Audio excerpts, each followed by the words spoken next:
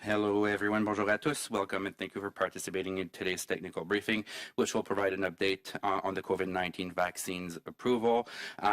Today, we'll hear from Dr. Supriya Sharma and Marc Berthiaume from Health Canada. Aujourd'hui, nous entendons des allocutions de Dr. Supriya Sharma et Dr. Marc Berthiaume de Santé Canada. Suite à la présentation, nous répondrons à vos questions. If you wish to ask a question, please press star 1 on your phone right now. Procédons à la séance d'information technique. Let's begin today's technical briefing. Over to you, Dr. Sharma. Bonjour, good day. Thank you for joining us today. I'm here to talk to you about Health Canada's authorization of the COVID-19 vaccine, which was developed by Janssen Inc.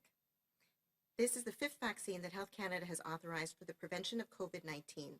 In fact, Canada is the first major regulator to have authorized 4 vaccines: Pfizer-BioNTech, Moderna, AstraZeneca Serum Institute of India, and Janssen. The U.S. Food and Drug Administration approved the Janssen vaccine just a week ago, and it's currently under review by other major regulators. During this technical briefing, I'm going to provide you with some details about the Janssen vaccine, outline Health Canada's authorization process, explain the efficacy data behind the Janssen vaccine, and address differences in the various vaccines authorized by Health Canada. The Janssen vaccine is the first single-dose COVID-19 vaccine to be authorized in Canada. The other 4 require 2 doses. It can be stored and transported at refrigerated temperatures between 2 and 8 degrees Celsius for at least 3 months, giving greater flexibility in how it can be distributed across Canada. The Janssen vaccine is an adenovirus vector-based COVID-19 vaccine, like the AstraZeneca vaccine and the Serum Institute of India's version of that vaccine that we authorized last week. Viral vector technology has been used by scientists since the 1970s for both vaccines and treatments, such as gene therapy to treat cancer. The Janssen vaccine is indicated for adults 18 years of age and older. Almost 20% of the participants in the clinical trials were 65 years of age and older, and no differences in safety or efficacy were seen compared to the younger groups. Ongoing studies are expected to provide more data about the safety and efficacy of the vaccine in other populations, such as children. A clinical trial in children aged 12 to 17 has been authorized by Health Canada, and this will be important research to support vaccine availability for Canadians of all ages. As with other vaccines, common side effects include pain and tenderness at the injection site, headache, muscle pain, fever, and chills. The majority of adverse reactions in clinical trials were mild to moderate in severity and resolved within a few days. As with all COVID-19 vaccines, Health Canada authorized the Janssen one after an independent and thorough scientific review for safety, efficacy, and quality. And assessing all the data, we concluded that there was strong evidence that showed that the benefits of this vaccine outweigh the potential risks. We approved this vaccine through an interim order pathway that allows us to accelerate the overall review process, and it was used for the approval of the other 4 COVID-19 vaccines as well. This pathway allows Health Canada to assess information submitted by the manufacturer as it becomes available during the product development process. Although this process was completed in a shorter time frame, Health Canada's rigorous review standards were upheld. Detailed information on Health Canada's review of this vaccine and all COVID-19 vaccines is available on the COVID-19 Vaccines and Treatment portal at covid-vaccine.canada.ca. As for the efficacy of the Janssen COVID-19 vaccine, in clinical trials, it was shown to be 66% effective overall in preventing moderate to severe COVID-19. This exceeds the efficacy standards issued by Health Canada, the World Health Organization, and other major regulators such as the U.S. Food and Drug Administration. So what does this level of protection actually mean? Looking at the results of a trial of over 40,000 people, in which half of the people received the vaccine and half did not receive the vaccine, in that study, a total of 464 people developed moderate to severe illness. Of those who developed COVID-19, 348 had received the placebo or no vaccine, while 116 had received the vaccine. Sadly, there were 5 deaths due to COVID-19 in the study. All of those were in the group that did not receive the vaccine. The Janssen trial showed that the vaccine provided consistent protection across all race and age groups, including adults over 60 years of age. Studies assessed the efficacy of the vaccine against the South African and the Brazilian variants, as well as the predominant strains circulating in the United States, which is also currently the predominant strain in Canada. While some minor differences were identified, the Janssen vaccine provided acceptable levels of efficacy in all regions against all variants tested. Health Canada is working with all manufacturers of authorized COVID-19 vaccines, as well as the manufacturers of the vaccines under review to assess the efficacy of the vaccine against variants. While reductions in efficacy for particular variants is concerning, the impact of this reduction will really depend on the variants that are in circulation at the time. Now that we have authorized 5 vaccines, we need to talk about what the numbers mean and what's important for you to know. The efficacy rate does not mean that following vaccination with a vaccine with 66% efficacy, that you will have a 34% chance of contracting COVID-19. If you get vaccinated by any of the 5 vaccines, your chance of getting COVID-19 is greatly reduced. And while each of the vaccines that Health Canada has authorized has different efficacy numbers, the reality is that you will have a greatly reduced chance of getting COVID-19 with any of the 5 vaccines that have been authorized. But it's not just about getting COVID-19. What's really important is whether any of the vaccines will prevent you from being hospitalized or dying of COVID-19. We know that all of the vaccines will protect you. Of the 5 vaccines that Health Canada has authorized, not one person who was vaccinated as part of the various trials died of COVID-19, and all vaccines are effective against severe cases and hospitalization. That's a real success. Each vaccine has unique characteristics, and Health Canada's review has confirmed that the benefits of all these vaccines outweigh their potential risks. We've negotiated a broad and diverse COVID-19 vaccine portfolio to ensure we have sufficient supply for everyone in Canada, while also mitigating risks of supply disruptions and potential vaccine candidate setbacks or failures. Having additional vaccines from different manufacturers can help to meet volume requirements to get more people vaccinated sooner, and also affords more vaccination options. Our advice to Canadians is to get whichever vaccine is available to you. It's that simple. The longer you wait to get vaccinated, the longer the time goes by that you are not protected. At this time, we consider all the available vaccines to be effective, and ultimately the benefits, as we've said, with any of the authorized vaccines outweigh those potential risks. With 5 now authorized, Health Canada and the Public Health Agency of Canada are actively monitoring the safety of vaccines in the real world.